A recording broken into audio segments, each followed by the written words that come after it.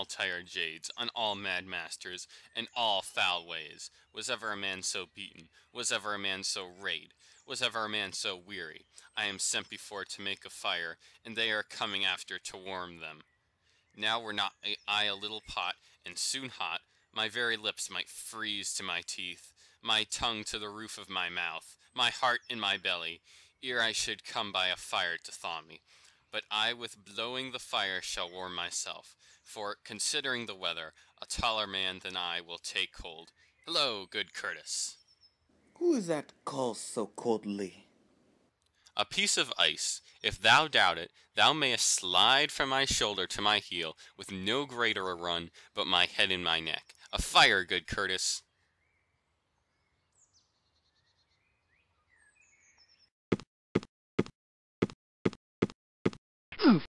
Is my master and his wife coming, Grumio? Oh yes, Curtis, ay, and therefore fire, fire, cast on no water.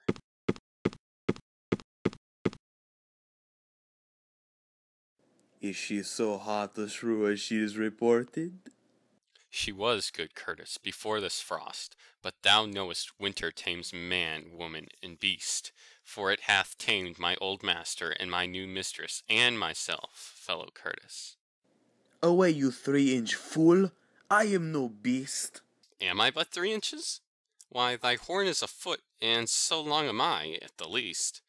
But wilt thou make a fire, or shall I complain on thee to our mistress, whose hand thou shalt soon feel, to thy cold comfort, for being slow in thy hot office? I pray thee, good Grumio, tell me, how goes the world? A cold world, Curtis, in every office but thine, and therefore fire! Do thy duty, and have thy duty, for my master and mistress are almost frozen to death. There's fire ready, and therefore, good Grumio, the news. Why, therefore fire, for I have caught extreme cold. Where's the cook? Is the supper ready, the house trimmed, rushes stewed, cobwebs swept, the serving men in their new festain, their white stockings, and every officer his wedding garment on? Be the jacks fair within, the jills fair without, the carpets laid, and everything in order? All ready, and therefore I pray thee, news. First, know my horse is tired, my master and mistress fallen out.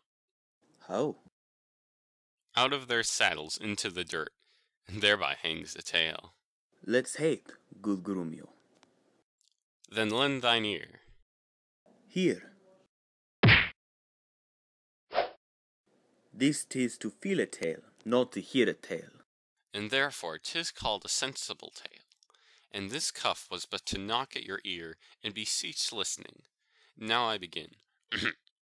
We came down a foul hill, my master riding behind my mistress. Both of one horse? What's that to thee? Why, a horse. Tell thou the tale, but hadst thou not crossed me, thou shouldst have heard how her horse fell, and she under her horse. Thou shouldst have heard how in a miry place she was left bemoiled, how he left her with the horse upon her, how he beat me because her horse stumbled, how she waded through the dirt to pluck him off me, how he swore, how she prayed that she never prayed before, how I cried, how the horses ran away, how I lost my goods, with many things worth memory, which shall now die in oblivion, and thou return unexperienced to thy grave. By this reckoning, he is more shrewd than she. Aye, and that thou and the proudest of all youth shall find when he comes home. But what talk I of this? Call forth Nathaniel, Joseph, Nicholas, Philip, and all the rest. Let their heads be silkly combed, their blue coats brushed, and their garters of an indifferent knit. Let them curtsy with their left leg, and not presume to touch a hair of my master's horsetail, till they kiss their hands. Are they all ready? They are. Then call them forth. Do you hear? Oh, you must meet my master to countenance my mistress.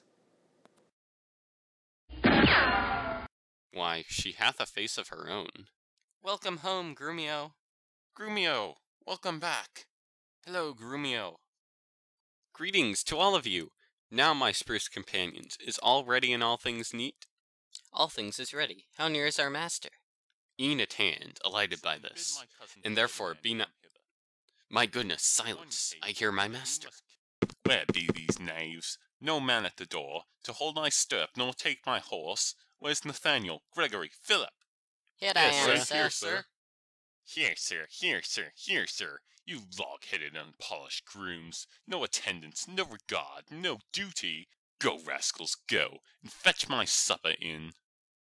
Come, Kate, sit down. I know you have stomach. Will you give thanks, sweet Kate, or else shall I? What's this? Mutton? Indeed, sir. Who brought it? I did, sir. 'Tis burnt, and so is all the meat. What dogs are these? Where's the rascal cook? How durst you villains bring it from the desert, and serve it to me thus that love it not? There, take it to you, trenchers, cups, and all.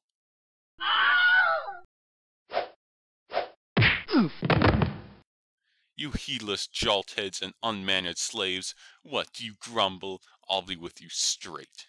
I pray you, husband, be not so disquiet. The meat was well, if you were so contented.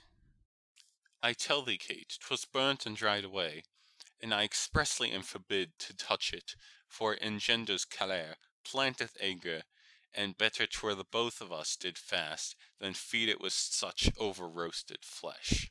Be patient, tomorrow it shall be mended, and for this night we'll fast for company. Come, I will bring thee to thy bridal chamber. Thus I have politically begun my reign, and 'tis my hope to end successfully. She ate no meat today, nor none shall eat. Last night she slept not, nor tonight she shall not.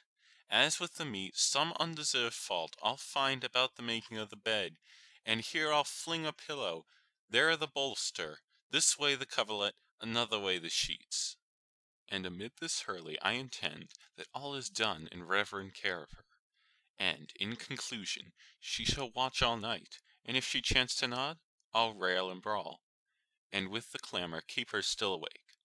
This is a way to kill a wife with kindness, and thus I'll curb her mad and headstrong humour. He that knows a better way to tame a shrew, let him speak. 'Tis charity to shew.